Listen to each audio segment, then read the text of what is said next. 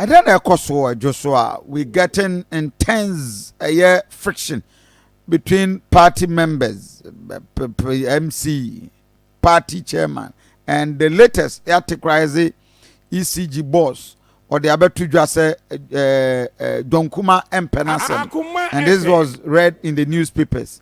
Ediana Ekoso. Mini akofi medical na mama na ase na menkia Akoma FM T4 and anofe. Na menka senke joso de enka bibia enko so ha okem eda. Young people for our more joso. Omko pije omo nsa eye memenda 26 February ahomache. Ka se omo na polling station executive e wo joso constituency. I don't know ama who ye any de akoso e wo joso empetem ha be na o tibu entem.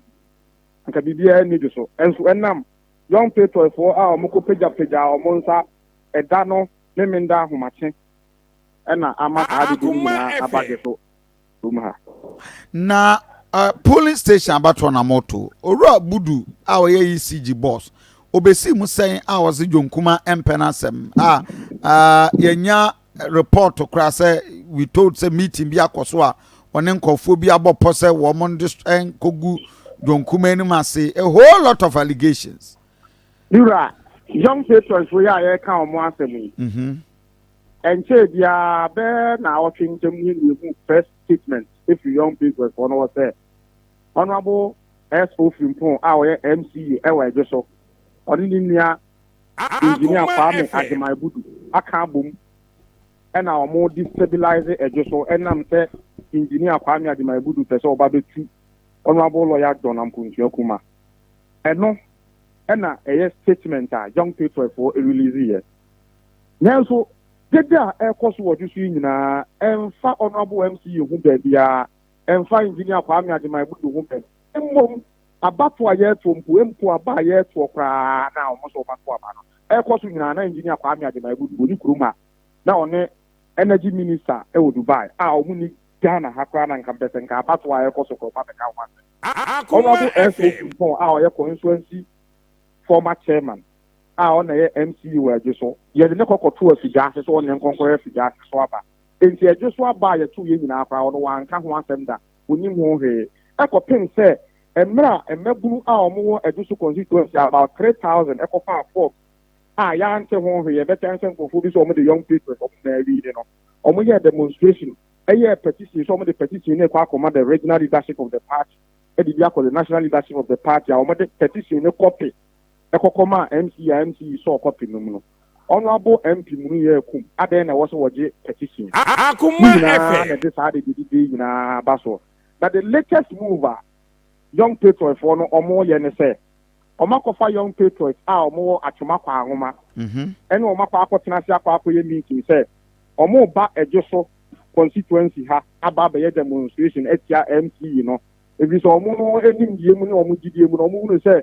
MC sabotage MP wabra enso entesa enti saa young people for no mo atwoma kwa homa no mo so mba be kind of people for mo adwoso ho no ma ba be demonstration yenso youth ballot coalition yenso ye wa adwoso ye ka kire o mo se ye tie krom ha adwoso no enye ne atwoma kwa homa Akoma FM ye tie krom ha adwoso no se bibi enkoso ye wo adwoso a adwoso fo ni masem ka o betima ka o ma asem enye o mo na eba be fi atwoma kwa homa ho ababata ejoso ababe demonstration omunim ho a anko omosere anhye yesra omo hwe omu krom asojafo e do mba ho bababu omo abraye to abara eno ho nka ho asem omo majoso ema meka joso asem a yeto aba ho mache enwo asem ha anye sa na omo ye omo anyi so omo ba yenso adabi omo anyi so mbe demonstration yenso be demonstration the same day I see.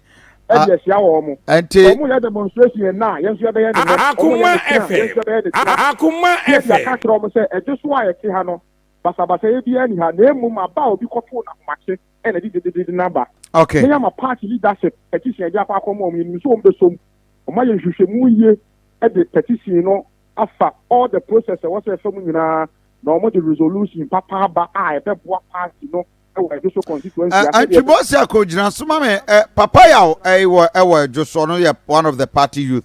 Papa Yao, good morning. Yeah, good morning, bro. I am worried, ewa ni Koso, ewa Joso, and why am mobile accusing the MC say Akoma FM. Budu aska bu mu a omo destabilize just to the sense omo person omo to John Kuma. What is the situation? And abena mo be mo demonstration. Minia, me da se bebre wa so ma bisa me. Say ni aneka me dina so me tin se bebre about sell na dia kofa sa pinti aba we nyina no. Abato a yeto no on the 26 ye memenda. Na minia abana mo aka yato aba ahomate ato aba ahomate no. Epato evidence be no mo wa ekese to aba ahomate. Omo pictures, omo videos, omo share me yato ni na hu che yato aba ahomate. Enti pictures ni videos ni ba o de wanoka beginning omo se yato aba no 1 am. Omo se yato aba 3 am. Afekwa de omo za se yato no 5 a.m. Say ma kubako mo time I different. Say time yen some the other in the end I am fa. Minia make out upon blind say yet to about 26 and past 7 yet to be 8 yet to be 9. We have the pictures, everything to show. Yami atuma otana. Yeah, they demonstration here. Yeah, peace mark. Actually, we are seeing us say yeah 1025 that's what they you almost showing pictures. I don't know we are so be who time I tour, but say picture na to abu. You saw car light esto by the picture ni na moving. Inti nyame adumo tena. You be a peaceful march. I was just so I delegate I to aba mo no. Omo na peaceful march no. Obi abu you be show pictures ni bibia media obi ama no be share. Pictures are ye gina ma omo to aba ni na you be show that pictures ni na. Na ye concern nyina say and I drop out on moto na say enya no kre because most nipa over 4,000 quarter forms amasa nipa over 4,000 quarter forms are 4,000 yan ba be Nti na issue of the MC ene budu nso abem eno de empanifo mi issue empanifo mi nsa ene nyoma sem eno de me nche ne say empanifo afro matana so nti sa empanifo mi nsa issue ne de me pese no comment about it. Was a party as some no penning for. Into penning for after to Monensia some so. It's how you should be a comment about it. We in your allegations say one Richard B meeting be akoswa is being threatened. So be crying on set up be akosu between the MC the Budu and team bia on one described it John Kuma. We are aware. And no, me who say no one of our platforms so. But me you know, yeah, me no be biana me wa you be can wasam. You go show investigations about it. And yeah, reports and some and penny for so issue no so no kwebia won biano omo de ababon film. But do you see some more MC because obi anim say one John Kuma ye kama ni nua ono anam ne so kra no bae Ede na wo ade na Akoma FM. Minia MC ne John Kuma issue. Penifo mi issue. Ana penifo so asum. De ekoso radio so bebre ate. MC akasabat yente MP so asem. Cause see we as penny di mante. Yes. Enti no de obi am report am penifo. Ana say ya pesa asum de bajo so no. Yambese we beka na we aka. Penifo mi issue. The same penifo so atana asem so. Ti ehwe de penifo ebeka akosi. Na no kra ni bibia pepepe eni asumdie erebajo so. The same no na yinya. Akoma FM. Sao no de ye jama penifo a same penifo kan wasum ti ehwe de bia penifo ebeka. Ba entwibosi akosa mo de mabunu firi atwema kwa woma na mo do mo ba and of course wochena omo nyamo de ombe crash mo pa. Enya no kre say ye do bi firi atwema kwa woma na ba bia eba ejoso. Yeah, can numbers are just we have numbers. Young people just we have more than about 50,000.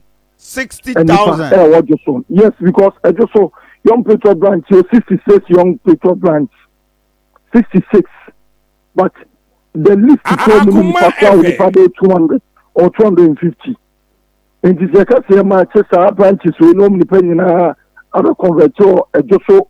Town ma sheni peba enti enye ni pebia enfi atwuma kwa oma ba bia na platform general platform Young Patriot Ghana o market and a cotton council on the Bible support ya ka tom say yin omo Young Patriot omo track Akoma just we have our numbers I can say ye pay enipa 20,000 and nakra Young Patriot amomapa Ejisu say and Akoma FMCC you see Akoma FM akoso just no nim just for na obehu obia Akoma FM ne kedia ne dipa 20,000 be de nyama atuma Akoma FM ombeba amu se enipa we nyina afiju so enya obi amfi ba bia ejeso because delegates go to about more say 1025 na 1025 no ekura so we say omu nyina aba na Young Patriot be bia branch bia akura di nipa 10 na 20 kwa kan wa masa number ni yefani incident na yokonya obi free atuma kwa homa aba atuma kwa homa ni bie no ma yinya no joso Akoma FM. Wow. Yes. Bosiakon, that is the news. Or say nyade obi free atuma kwa homa ba. Me yakofi edika na menka se me di mi no ya pa se wo constituency as NPP ni mapa wo constituency ni nipa 4,000 akwa forms ada ye to aba nipa 1,025 pe ni nim se nen ye to aba a o mu nim se ye to aba memenda eye wani je wo kan wo radio so se Ghana fo nyina obi antie to akwa nipa 1,025 o mu na delegate e wo jo so ha enu 2025 no 2024 election ye ko tiri so a o mu na e kwa to aba mai kunya Akoma FM ya o ya ye nyire hu se enye nen ko ara nyama na nya yo there were elections 2025 eko so also say the 3,000 and over now what the now what the opportunity to either come and win or lose over kwa fere so mbra me campaign MPP na ana some of the motive say what you obi a o se nya obi o ye polling station executive take e wa just wa na ke 2024 about one year ye dey see bia mo de mo mfa ho MPP na ye hye no ye wu say MPP party na ye wo do ye dey join you and this will be the one about the form for MPP delegates. What's your tune swabba? Akoma FM. Swabba. Who the aqua baby, aqua, nipa 1,025, nipa 3,000, the only one baby, young one. Yes, yeah, you're baby. Munko party. Why? The most party, no, I am there. Now will be a quack in the bottom, aqua 10 city, or about the picture, or the ambassador about the contested polling station executives. Now what you want? Send another walk up in 1,025. It's one to Aba, or me a delegates, one to Aba, you go to Aba, you go executive. Now the end there was when you had the water Aba. Oh, yeah, how he? What we need Mumu took Mupanko this year before, but the end how he. Akoma FM. 3,000 now, most of my disqualify Omono. It's not some about a peaceful demonstration, someone of my union. Yes, you have a peaceful demonstration here near Lucy. I was just up on to the Siamo. I just say that is going to be violent because we hear demonstration, somebody who hear never Ejisu. I'm not doing it, but I petition about the leadership of the party there.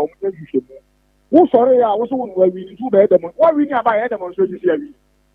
President Akufo the winning election 2016-2020. Why demonstrations were there? That was one of my winning. How many people demonstration? Akoma FM. Violent demonstration. What should be a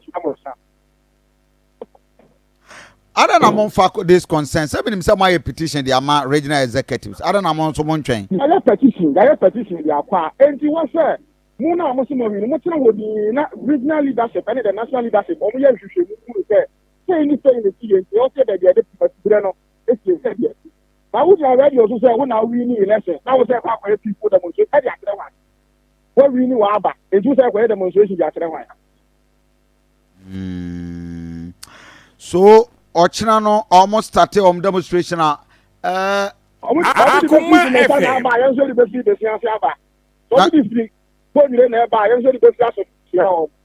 Don't perform the best. So only 1,025 Yes, 3,000 and over a year. It's the free banning in the best. The side demonstration on Pessi and what so from my party leadership and trust and cancer me. Yeah, the best. When you need say pinche na mo man ekoso. Yes, you will be a demonstration. One demonstration at about. One meeting. Senior Kofi Yakasa, we are not sending audio amount. Akoma FM. Yeah. Atuma kwa ngoma for meeting omo yeah. So omo ba omo dey fire for fire for omo ba be sia de so for no. Me sending ni na amount no what. Oh, really? Oh, me sending audio ni na amount ni ya. Wow. Papa, that means Ejisu man we asumdwe ma ho. Hello, Minia. Yes. Minia no, on say and some of the can no, onim the okeka. Omo the kind I demonstration 2 times. Obi amo say mo the petition Akoma party in for 6 March one videos about Ejisu. Akoma FM. Minia go fi videos no anya bi. Yes, and the omo komache wo 6 March na se. Demonstration omo ye na no Martin. And I want share videos no. Me share. Omo say we di ko jan abom to bi amo the petition Akoma party in for. Can you be a move party in 24 say, woman in Yanson in the ever investigation?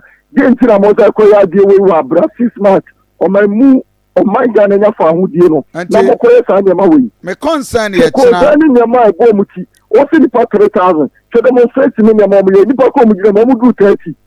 Me concern yet. Me concern. Okay. I'm not for the contest here. We have pictures and videos to show. I'm out for a top form, sir. I'm over contest TV. Okay. It is our mono and our contest here. Time I announcement. Almost the party office. The day. Yeah, to about. Almost penny for rapper. You have the pictures and show. Money are police. Elections. No, they are not contesting. Okay. Maybe okay. Say elections when they contest, they are going to lose. Ochina, Papa. Ochina demonstration. Mo police permit and demonstration a peaceful walk demonstration okay peaceful walk and we are seeing say ya to about our just na just so ajo bibia ni etire eto ye no be as white ye police ya police ya the permit offer police division offer district offer MTT that no name penny me da say me gina so ma me na me nya the security angle MC de ma Ejisu many African do radio set de ma me edidie mu right me African